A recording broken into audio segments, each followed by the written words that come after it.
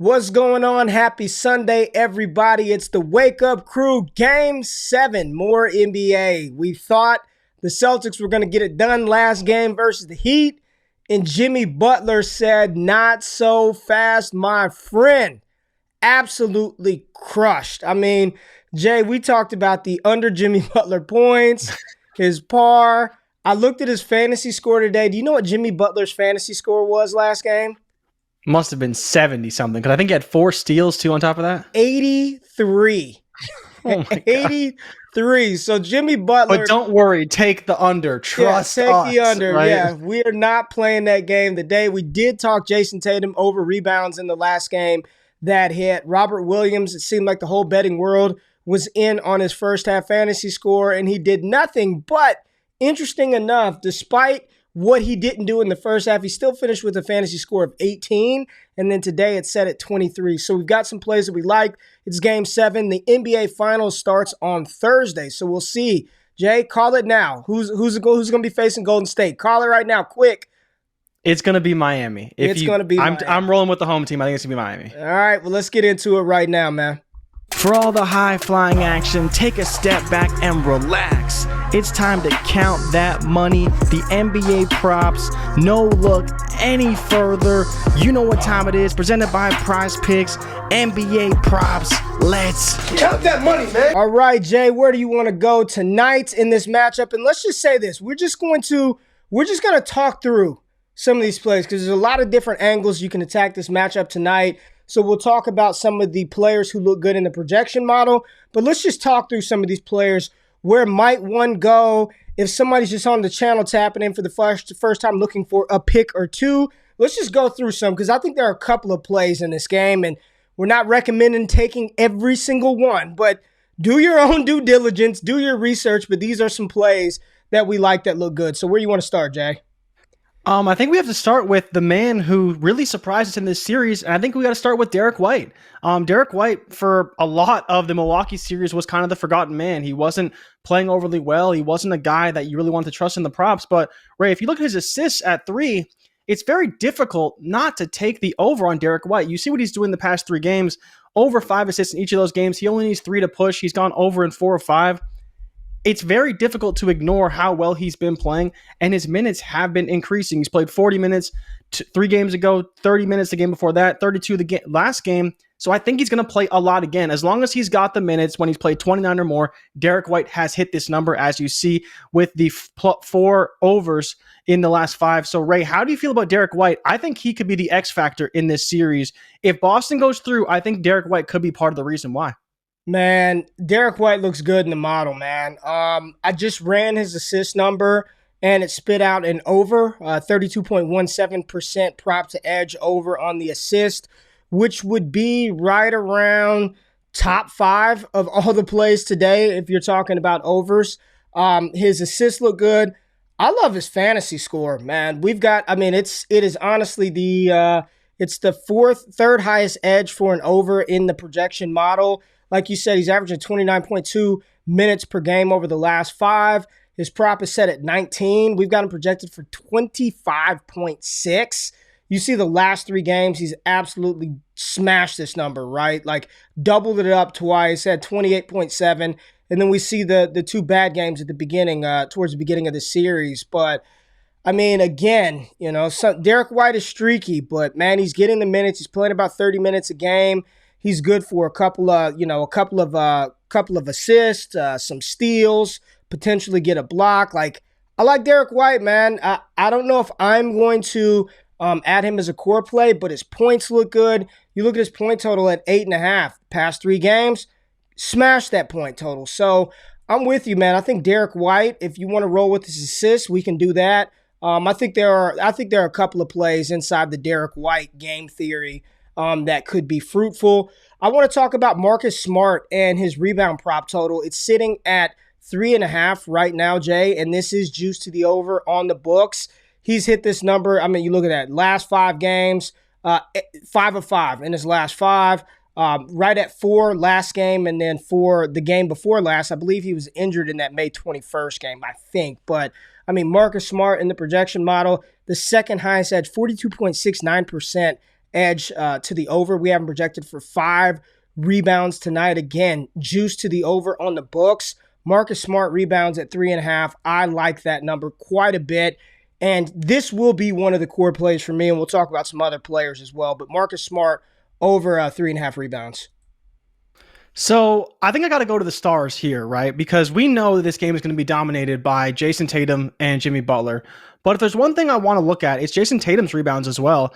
I've noticed in this series, he can be very passive, but in the past 3 games, you can see where he has chosen to be assertive on the glass and dominate the boards. And this has come at the expense of Jaylen Brown a little bit, come at the expense of Al Horford.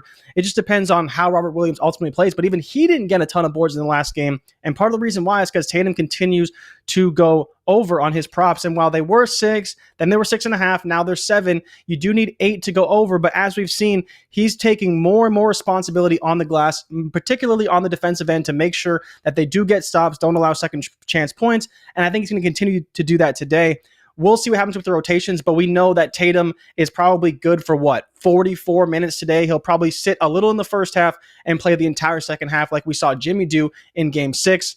I think this is a great play for Tatum. I think he's going to see a ton of minutes, and he's probably going to go over this rebound prop, if you're asking me. Yeah, man, 39.2 minutes per game over his last 5. I mean, again, Tatum's boards. I love it. There are a lot of plays in this game that I like. You know, you mentioned Al Horford. Let's just look at Al.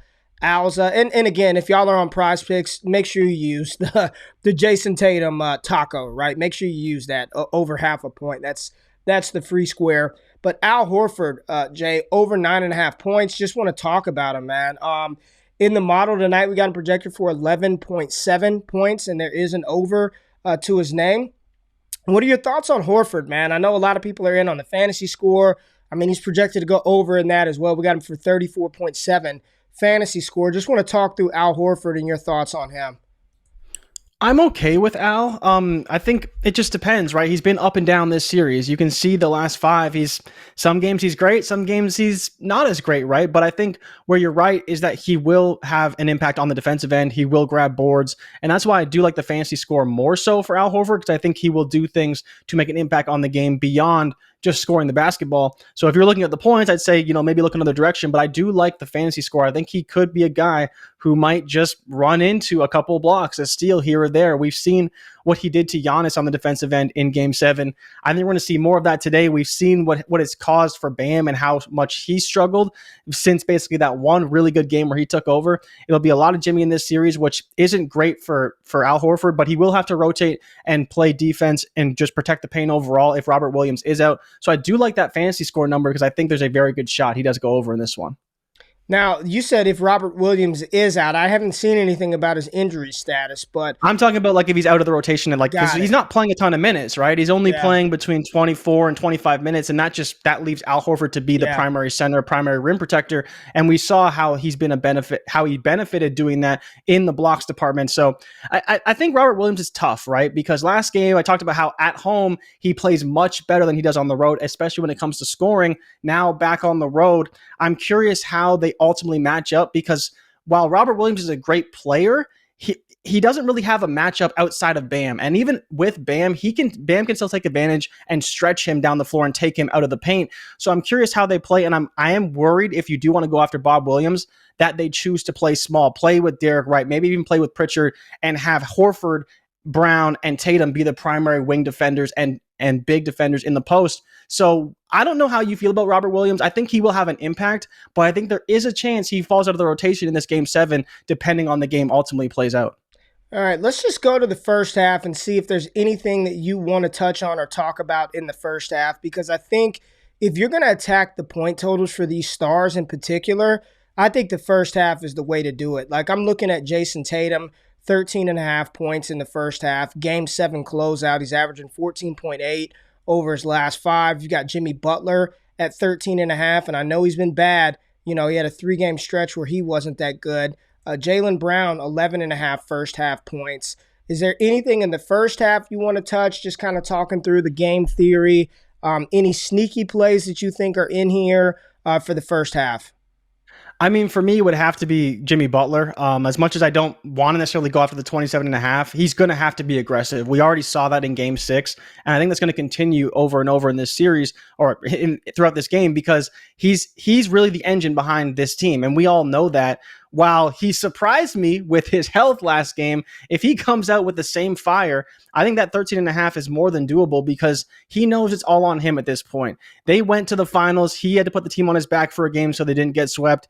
He had to put the team on his back for game 6. I think he's going to have to do the same thing today. We saw he put up 21 in the first half last game, and I don't think this actual theory behind how they play is going to change a whole lot. We saw Strus get involved. We saw Lowry get involved. He could be a guy who may look to attack early as well, but I think it's going to be mostly on Jimmy. And if you were looking the other direction, I think Bam for an under in the first half could be another guy that you target because I don't see him getting a ton of looks, right? If this game's going to be quick or if it's going to be slow and there's going to be a lot of Jimmy, a lot of Kyle Lowry with the ball, how much room does that leave for Bam to really make a ton of plays? He may get putbacks or get his rebounds, but is he really going to score 8 points in the first half? Potentially, but we've seen how much he struggled, and I just don't see that happening. I project Jimmy to be more productive in the first half and Kyle Lowry to stay aggressive in this one as well. Yeah, two sneaky overs in the first half, I think, is PJ Tucker. He's averaging 5.2 over his last 5, 6, and 7 in back-to-back games.